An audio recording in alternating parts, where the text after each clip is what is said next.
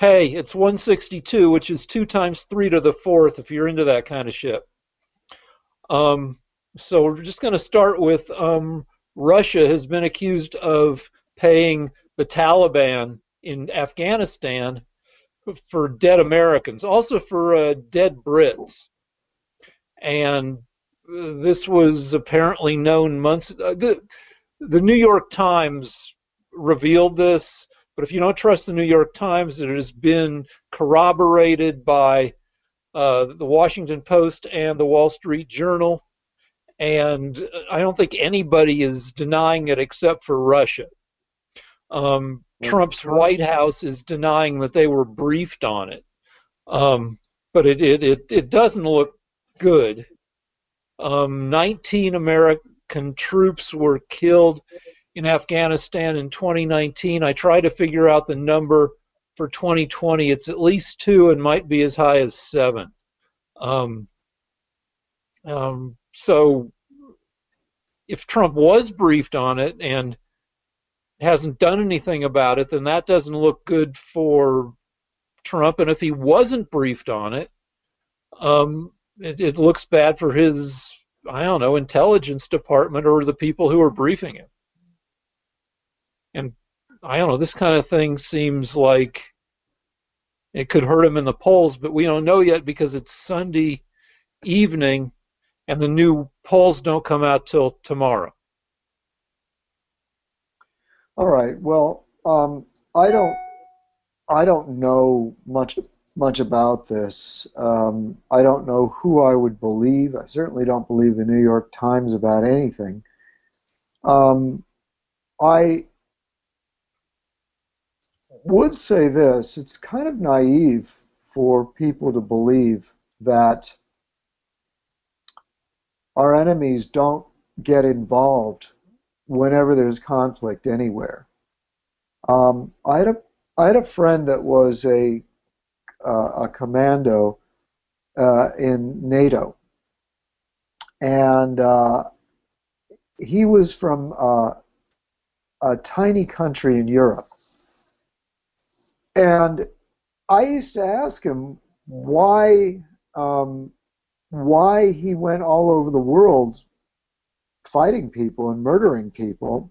And I mean, I know he was telling me the truth. I saw his uniform, I saw his weapons, a variety of things. And he said, well, because I said to him, that little country that you're from, they aren't officially declared in any war. And he said, Lance, you don't know this, but every war is international. Anytime there's a war anywhere, there are people from all different countries that you would assume have nothing to do with it that get involved and send troops, and they do it all quietly. And I don't know anything about precisely what the Russians did in Afghanistan or what Trump's responsibility was, but none of this surprises me one bit. I mean, I just assume that wherever American troops go to fight, there will be a variety of people. There probably North Koreans get sent there, probably Chinese, right? Iranians get involved. It's the fact that the liberals are all excited because they've uncovered that wars have secret interventions from all around the world. I mean, it's, to me, it's a nothing issue. Well, Russia isn't our declared enemy. We certainly have a lot of animosity, and we're certainly in some kind of, if not a full-on Cold War, then some kind of coldish conflict with them. But maybe realpolitik would have you expect Russia to do stuff like this, but to have it come out and be explicit has bothered a lot of people. But I want to talk about one more thing. You mentioned you have a friend who's a NATO commando, and I guess I want to talk about when we say go commando, it means to walk around without underpants. I guess if you're a commando, you have to be prepared to jump into your pants within seconds and grab your weapon and then roll out of crawl out of the door of your barracks and immediately into battle, whether or not your nuts are secured or not. Is that a decent Is that why we call it going commando? I think it was because he was able to severely injure women by slapping them across the face with his genitals. Oh, well, I hope I mean, not. but only the enemy. Yeah, I tried that on Carol yesterday, not to injure her, just to let her know I was there, and she knew I was there. She didn't care. Um, Yeah. but Well, is there another topic we should discuss at this point? well, that leads into Trump's polls are not good. He's lost about 11% of his supporters since he peaked. He had an all-time peak of approval at the beginning of April when he was holding daily COVID press briefings, and um, it's 127 days till the election, and his approval is not. It's in the realm where it's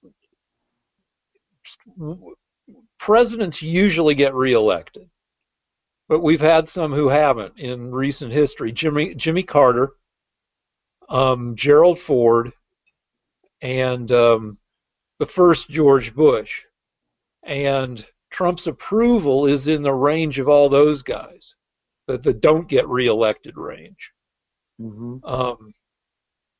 And that means, I don't think it's clear to the White House that he can't be reelected, but if it ever does become clear, he immediately becomes a lame duck. He doesn't have to worry, if he doesn't want to, about trying to get reelected if everybody in the White House has decided that he can't be reelected. So he can do what he wants without worrying about what people think about it, which wouldn't happen if the election becomes closer, if it were closer. That lame duck thing, where you're leaving office for sure at the end of this term, wouldn't start for him until after Election Day and would run from November 4th or 5th until January 20th.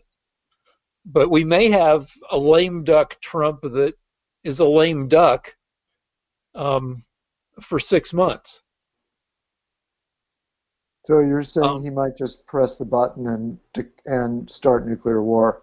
No, but he might he had either he or Barr or both of them decided to fire Jeff Berman, the head of the Southern District of New York, the lead prosecutor or something. Uh-huh. And that looks transparently protective of Trump and his people, because Berman was a competent, I guess, prosecutor who was prosecuting a lot of people tied to Trump, and maybe was even investigating Trump himself. Well, what I heard was that about a year ago, the authorities,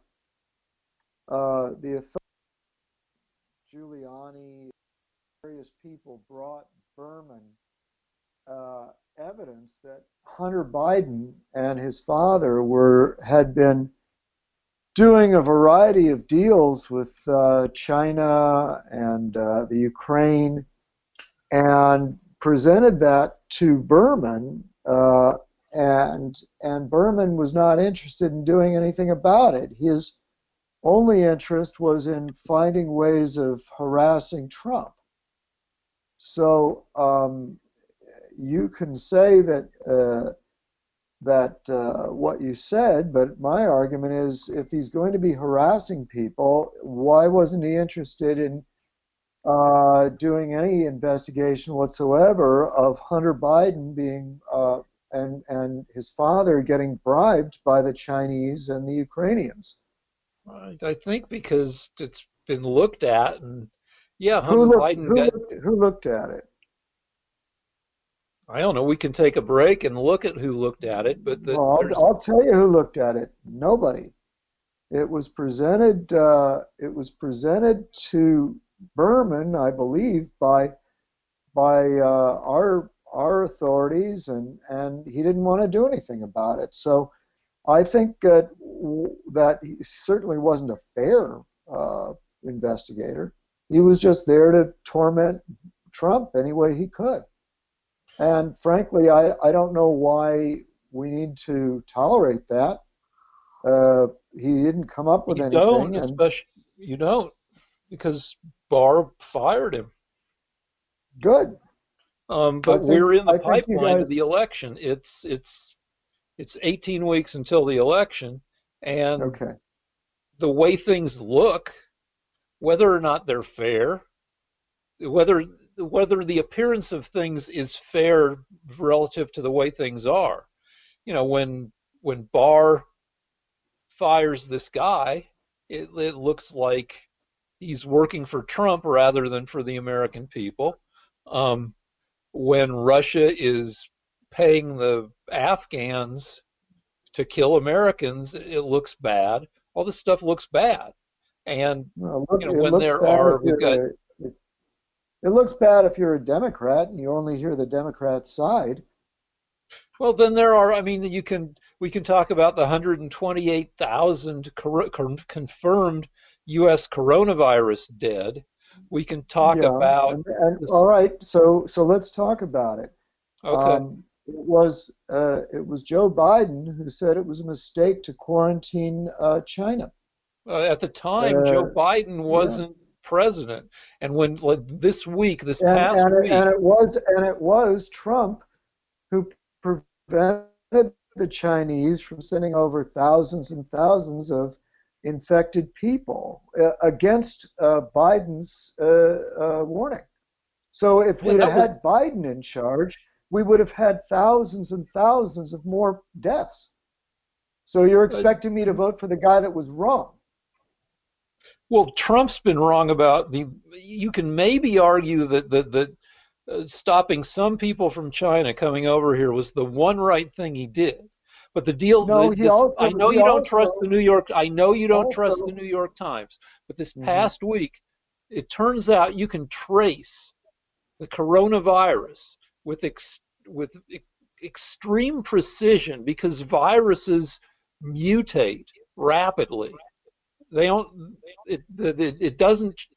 They're identifying markers. Their genetic, their genome changes enough that you can trace subsequent generations of of the coronavirus, and you can see exactly where it came into the country, where it spread from.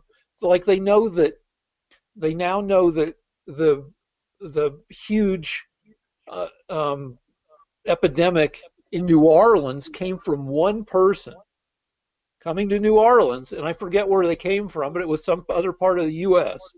And everything spread from this one person. Anyway, the past week, the New York Times, I know you don't trust them, did a whole series on how the coronavirus uh, entered and spread across the various places in the U.S. where it went crazy.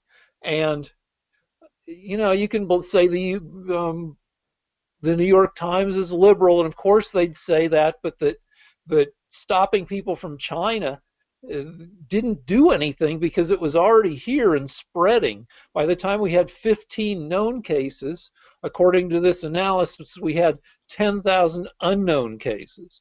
And Okay, well, stuff should have been done in January when Trump was first Rick, briefed Rick, on it. the that's not true. Trump is not the CDC. He can't be Well, then, but blamed if we had a more for, he's competent not, he's CDC, if he not, hadn't stripped the CDC. no, he didn't strip the CDC. He just moved things around a little bit. And they were not stripped. They got the same amount of money they always got.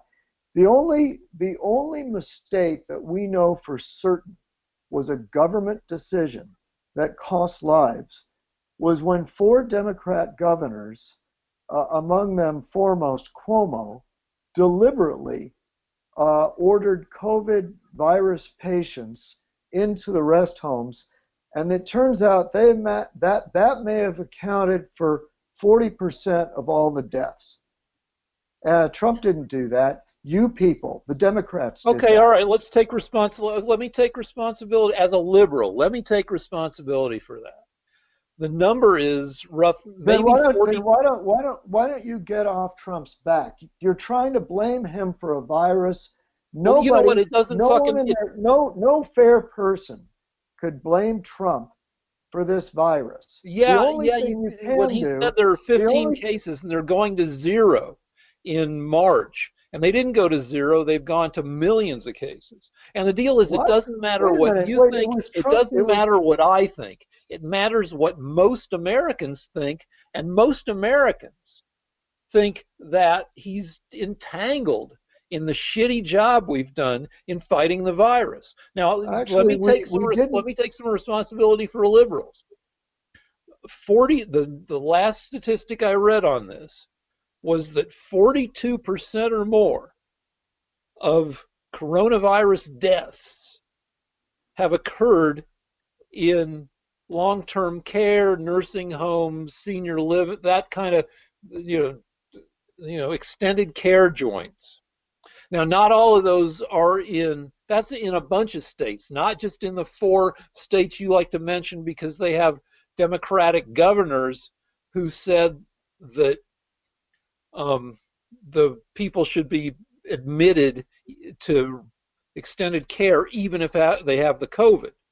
Now, I've read a thing, and I don't know if I buy it, that it was damned if you do, damned if you don't, because if you left them in the hospitals or moved them someplace else besides the extended care, you'd be fucking up other places. But in any case, let's take responsibility and say that 42% of the dead are old people in extended care.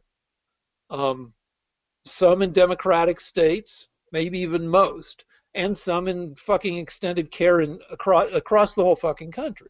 So okay, so these governors have some responsibility, but Trump made a lot of decisions, including downplaying this stuff. But it doesn't matter what we fucking think. It matters what everybody thinks.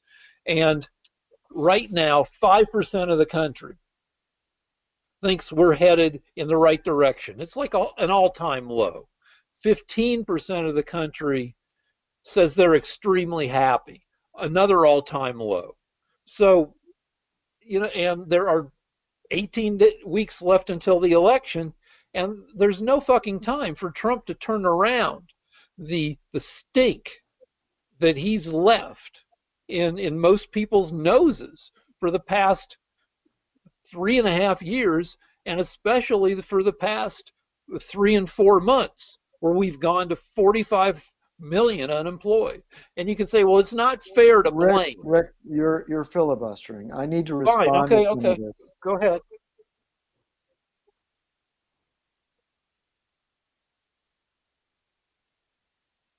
All Excellent. right, all right.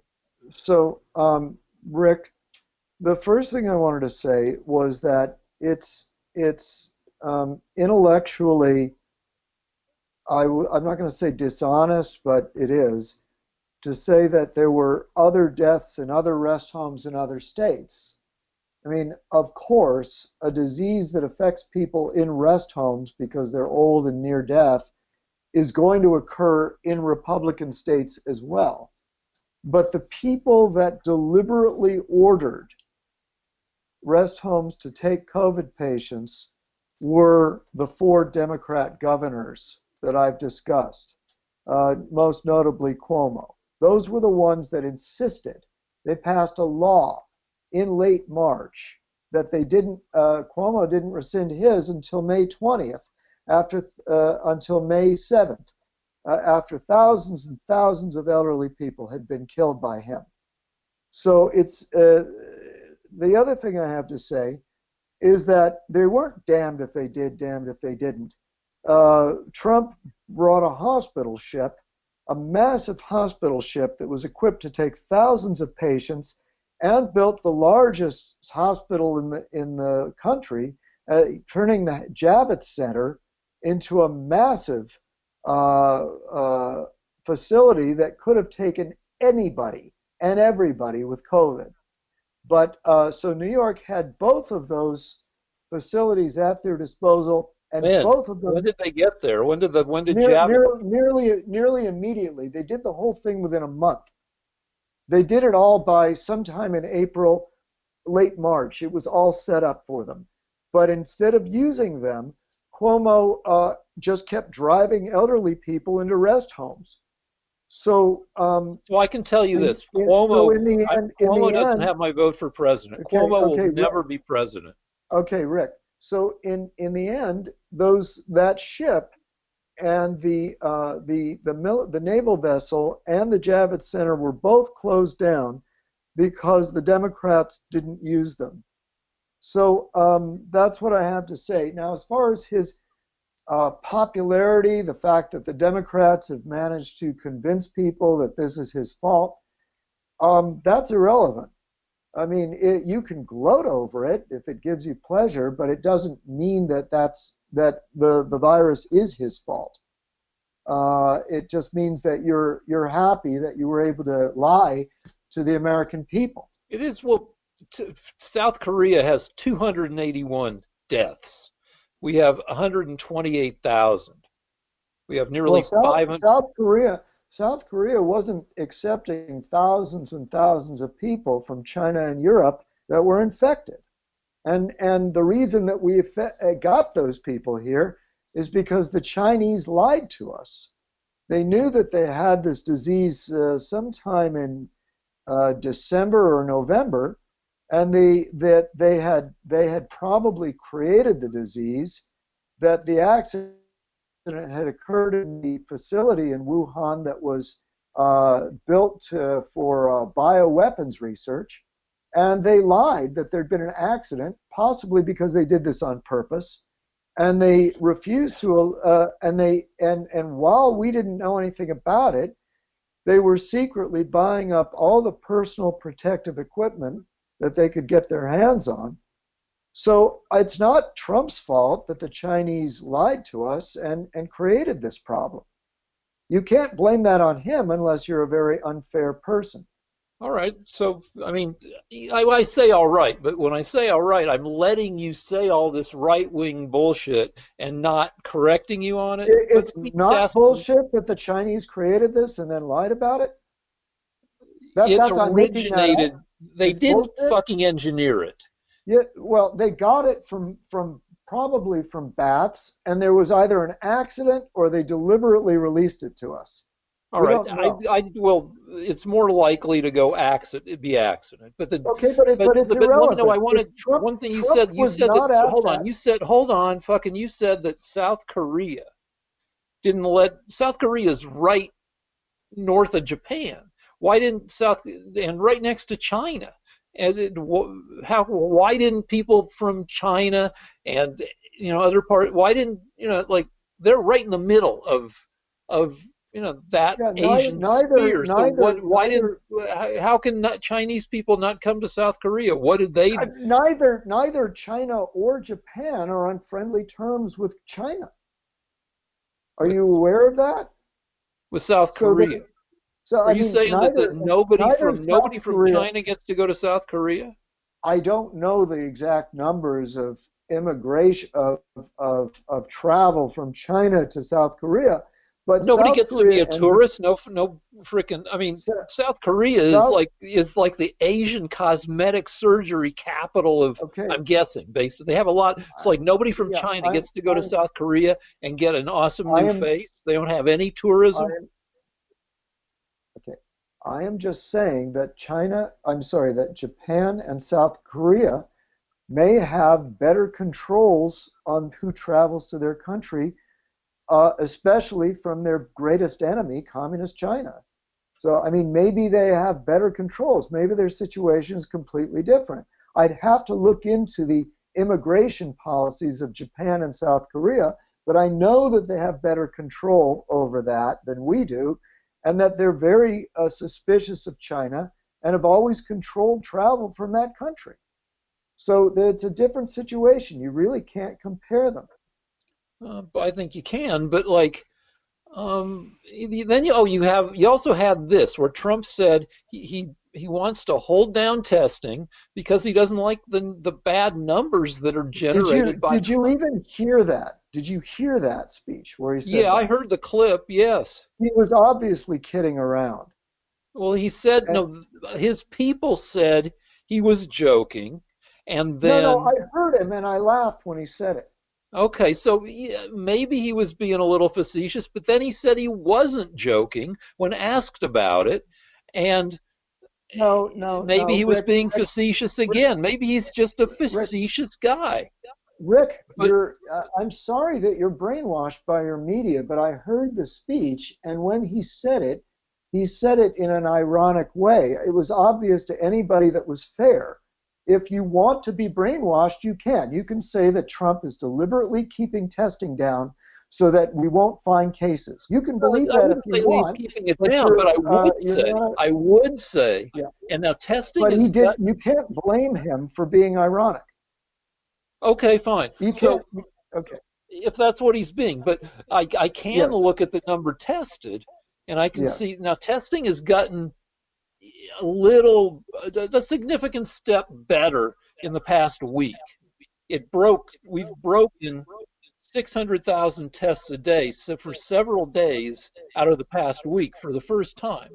Testing has gone up over the past 2 months by an average of, if you smooth out the curve, by an average of a little over 1%, increased by a little over 1% a day for the past 2 months. So now we're at high 500s, low 600,000s in testing, which, we should probably be at a million or more, but we're more than halfway there now. So that's good.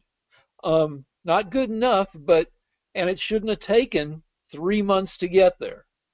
So testing has been very gradually increasing. Though somebody had a You really don't good know. You don't hold know. on, hold on. I want You to have talk about a no good idea. idea. Somebody had a good idea that could increase testing by a huge amount, which is pool testing, which is you pull blood from everybody in a classroom, everybody in an office, from 10 people or more. And you shake up the blood and you test everybody's blood with one test. And if that test comes up negative, then the whole classroom or the whole office is like off the hook for a while at least. And that's good. You've taken care of 10 people at once or 30 people. If it comes up positive, then you go ahead and you test every single person in the office. But that's a way we're going to have to fucking do it into the future if we're going to have people go back to class, go back to work. Once a month, once every couple months, you'll do a group test of everybody and make sure everybody's still cool. That's a great, I think, step forward, unless there are hidden catches, but it seems reasonable.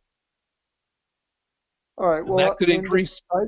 I just wanted to say that going back to what you said, you have no idea how long it was supposed to have taken for us to get testing up. It might have. We might be doing a fantastic job getting this much testing in this little time. So that's pure speculation on your part. The second thing I want to say is don't really care about testing that much. And I'll tell you why. Because this leads us to the news of the week. There was a huge spike in Florida and Texas, which delighted the liberals, the leftists. And what the Democrats want to No, do let is me they no, want let to. me let me disagree. Let me say what kind of delights me. I was a little. I like numbers. and it makes me feel bad that I like numbers and records. You know, I'm a terrible sports fan. I only follow the athletes who have the chance to break records, like Gretzky 30 years ago and like LeBron now. Um, but so yeah, I look at the COVID numbers and I'm like, that's a record. And then I'm like, you're an asshole for like noticing it's a record. But another thing that's delightful, and you're delighted about the same thing, I guarantee it. But even though the number of cases have been spiking, the number of deaths have not been spiking, right? Not only are they not spiking, they're going down. They No, continue now to go they're down. hanging. We'll They, see. no, They've they, leveled they, out a con- little. So they continue to go down in Texas and Florida. So, in fact, the only state, California, is somewhat more level in that it's going down the slowest, and we have got the most severe lockdown, among the most severe lockdowns in the U.S.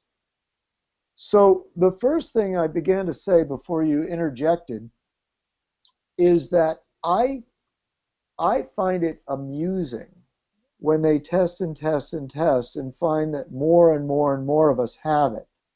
Because what that means is that the virus is actually weaker than people think. Because the more people that have it and the fewer people that die, the closer this thing is getting to being not as dangerous as we thought, and not needing the sort of hair on fire hysteria that we're living within, that's or that not we're what it living in. means. But And the other thing is, well, yeah, because if 1,000 people have it and one person dies, then it's a lot better than if 100 people have it and one person dies. that's true, but that's not why the deaths are But declining but versus the but what? numbers. Okay.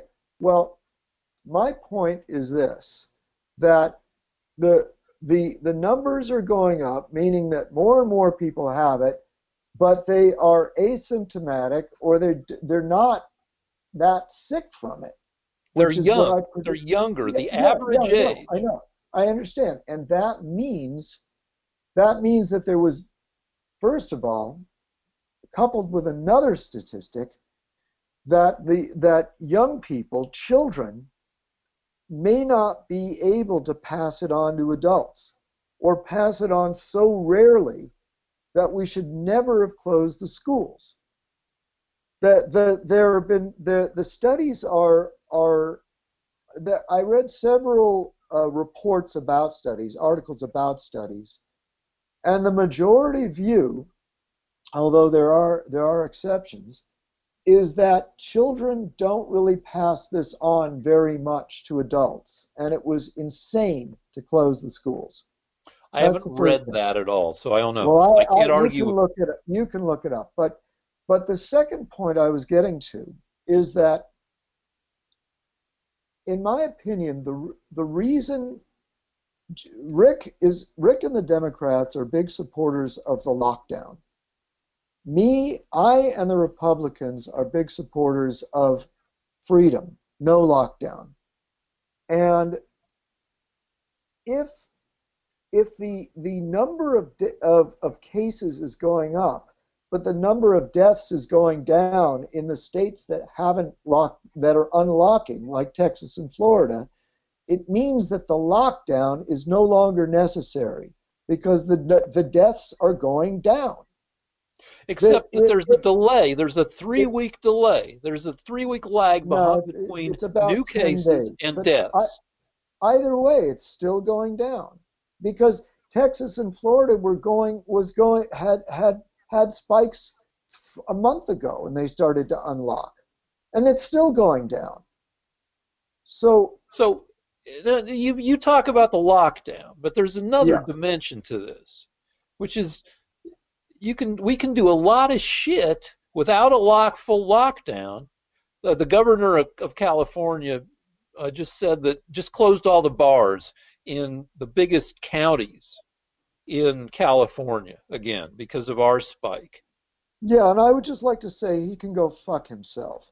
I'm Okay, just but the deal is there's a lot of shit that can be hold at on, the, there's a at, lot of shit that can be done. Let me talk for a second. That can be done if people wear their masks. And you guys don't like that either. A lot of people think that your freedom is being infringed upon. Now, I've gone back to 2 gyms. I belong to a shitload of gyms. You I went talked back to, about this last week. yeah, but since then, last week I'd gone back to 1 gym. Now I've gone back to 2 gyms. And these 2 gyms, you only have to wear a mask when you enter and exit. I'm gonna wear my mask the whole time, but a lot of people are like, "Oh, I can't breathe. I'm gonna make myself sick if I wear a mask while I'm working out," which is horse shit because medical professionals wear masks 12 hours a day, and it doesn't turn their brains to pudding. They're fine. And I have to decide when I walk into the room how much do I care about the guy who's on the rowing machine and huffing and puffing without a mask. It's like, what are the odds that that guy is would test positive? And what are the odds that a droplet from him, if I stay behind him, is going to migrate back to me? And the odds are, they're not terrible. I didn't run out of there screaming, but I got out of there, as fast as possible. It's like, why can't fucking people wear masks? All right, And all right. the fucking, I'm not young. I'm 60 years old. But I think I'm healthy. I work out all the fucking time. I just had a fucking spot discovered on my lung, and I'm waiting for the results on that. Like, I got shit going on, and the deal is, the way to do it, I think, is people wear masks where it's reasonable, and we we and older people stay home within reason,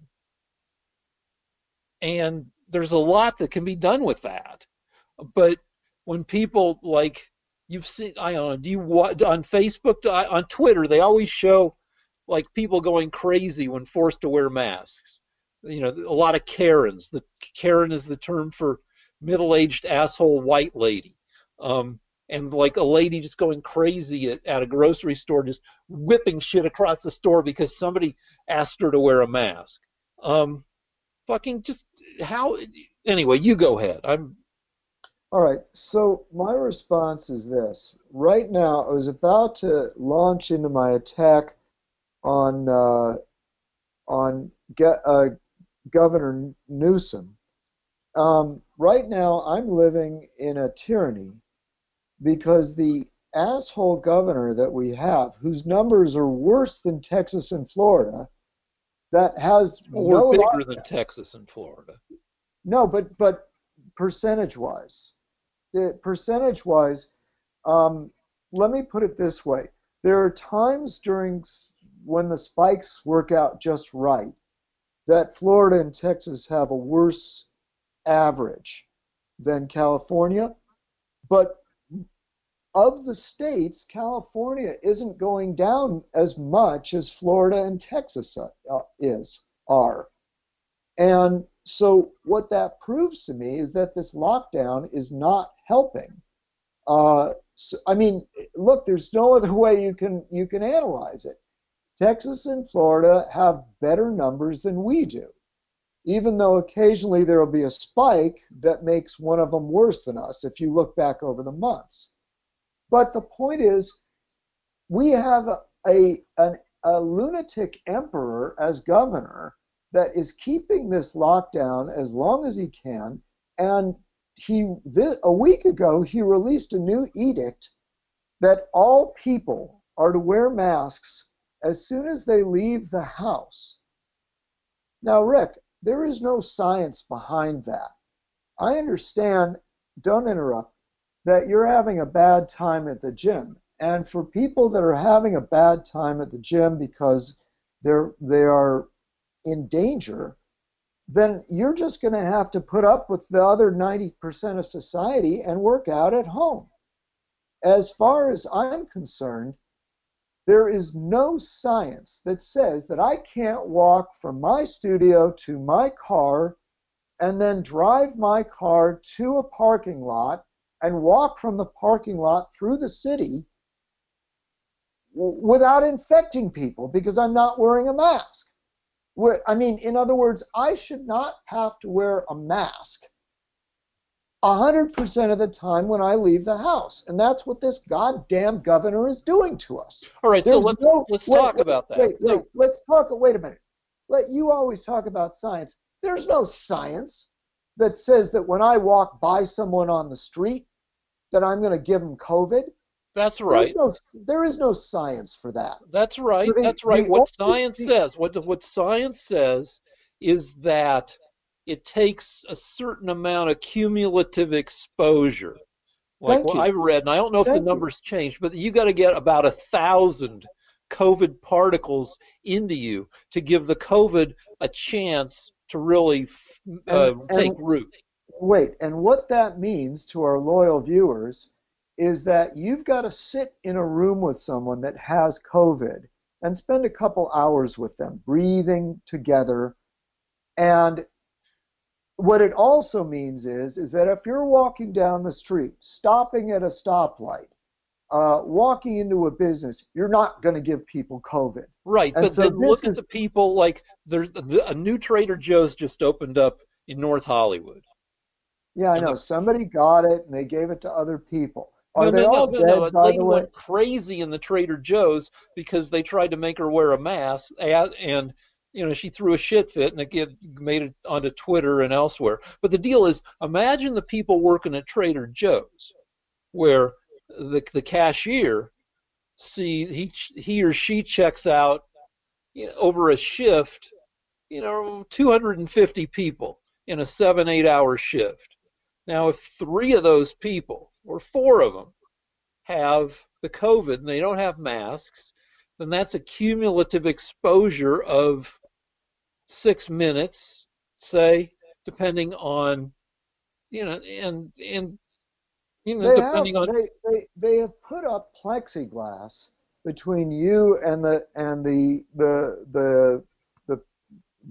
shopping people. What are they called? There's plexiglass all over the barriers, city. Right? So does barriers, but does somebody work at Trader Joe's for 40 hours a week in a funk of other people's breath if they're not wearing masks?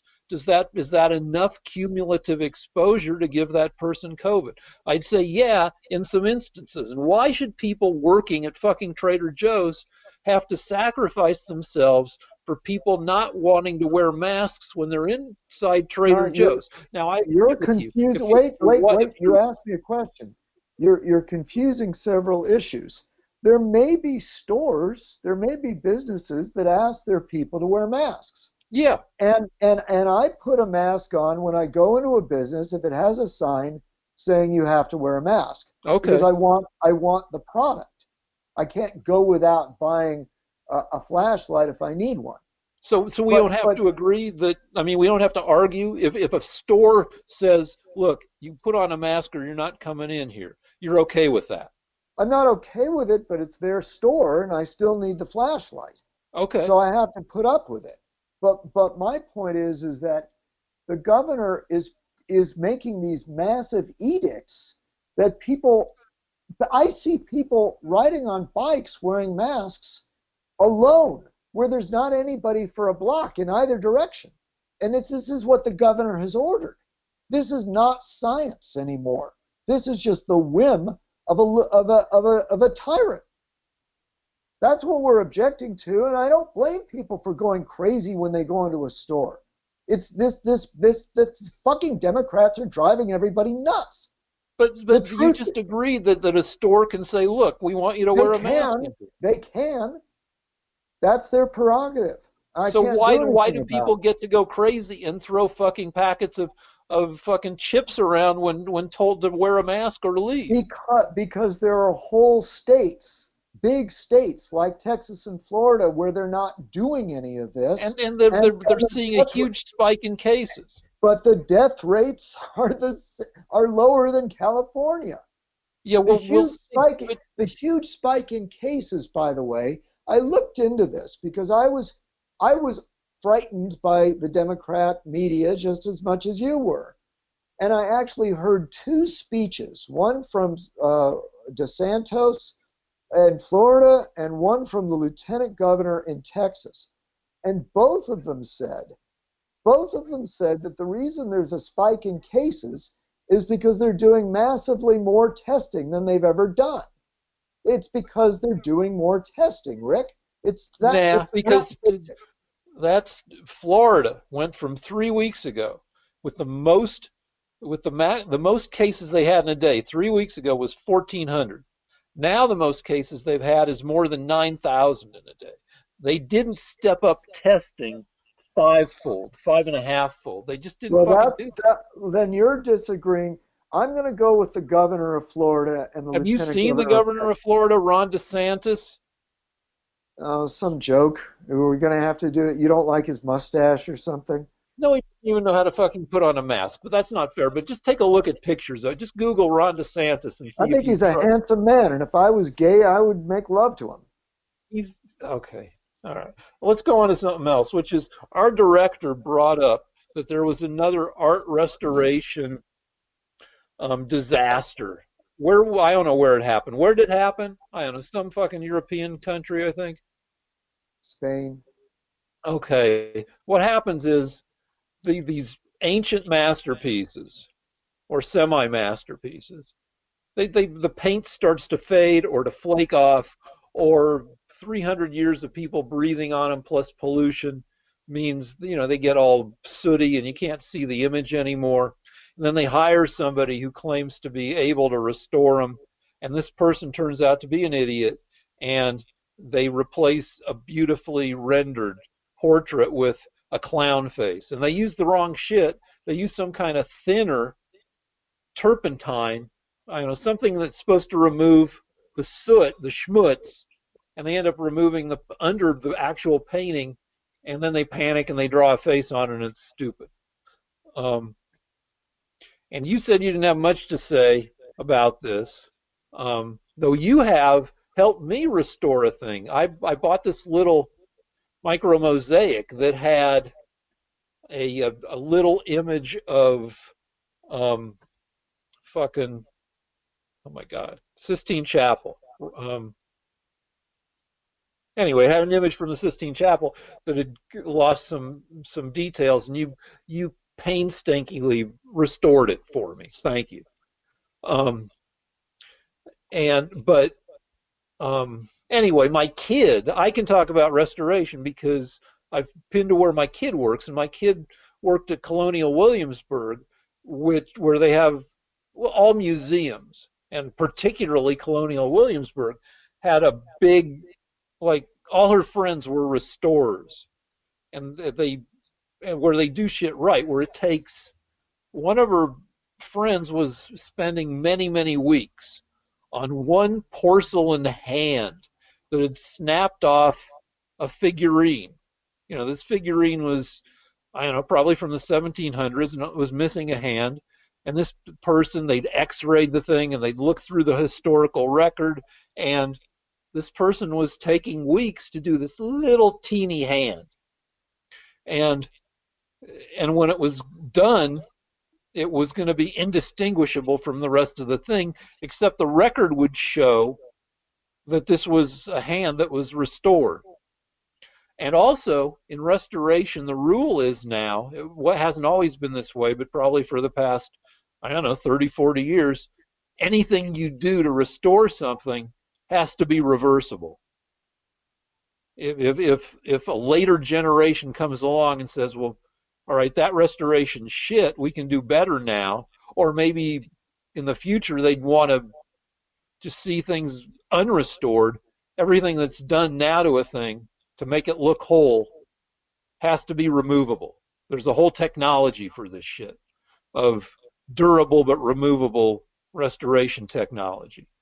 But what I think is that this is a field that eventually the humans will largely, will to some extent be replaced by robot girlfriends, will be replaced by AI, machine learning, um, technology that will get in there and do a more precise job than humans can do. Well, um, this brings me to my passion, and that is, this is off the art restoration subject, but I'm embarking on my NMN supplement journey, which I discussed about a couple of months ago. Um, I, uh, I, I am aware of several substances that you can take that are supposed to rejuvenate your cells. And most of these substances you read about uh, turn out to be some lunatic that is trying to sell you asparagus. These things have a lot of research at MIT and at Harvard, and they're not FDA approved, but there are a lot of people experimenting with them. It's kind of a whole society. And this brings me to robot girlfriends. I think that the next frontier is not going to be replacing people's bodies with technology. I think the next frontier is taking their own bodies that have aged or been damaged and rejuvenating the cells with transresveratrol and NMN and other things that they can use to make people grow younger. Because that's really the ultimate goal, is to stay youthful, and they can even repair organs with this stuff. So Yeah, but let me tell you yeah, that the shit you take, the resveratrol and other stuff, that shit was discovered by robot girlfriends. There's a new way of doing testing shit where they'll take every substance under the sun, 1,000 different compounds, and robots will fucking do 1,000 different tests, and they take the couple that it's not somebody having a hunch, I think this shit works. It's somebody saying, let's just fucking test everything. Come here, robot, with your rack of 1,000 different test tubes. Test everything. And that's how they found resveratrol, I think. I don't know about NMN. That's how they found out metformin. They works on genes. And that's, I mean, running the genome and finding out which stuff turns on the serotonin genes, which is what you want to do with resveratrol and NMN, I think. Um, Running the genome is pretty robot intensive itself, I would guess. well, actually, I believe the mapping of the human gene was accomplished by computers that, had they not existed, it could never have been done, right? Yeah, yeah. So, 20 years earlier, it couldn't have been done. And also, like, the first genome cost, I don't know how many millions of bucks, maybe a million, maybe more than a million, to generate. Now you go on 23andMe and you can generate a genome for, I don't know, 70 bucks. Right. Well, do you have anything more to say on this subject? Because I'd like to go on to something else. Yeah, one more thing, which is, mosaics have a terrible reputation, right? I Because don't they're, know that. well, in America, how many mosaics do you see? Well, it's a lost art. Yeah, I mean, it's lost in America. yeah, Um, and I think it's because, like, your mom made mosaics. yeah. I mean, You've told me. all of the old arts are all the old things like fencing, mosaics, archery, horsemanship, oil painting, marble carving, all the things that were kind of wonderful from hundreds of years ago are gradually dying out. Yeah, but the deal, like, I think what killed mosaics in America is everybody made mosaics in the 50s, 60s, and 70s. It was a very common craft project along the lines of paint by numbers. Okay.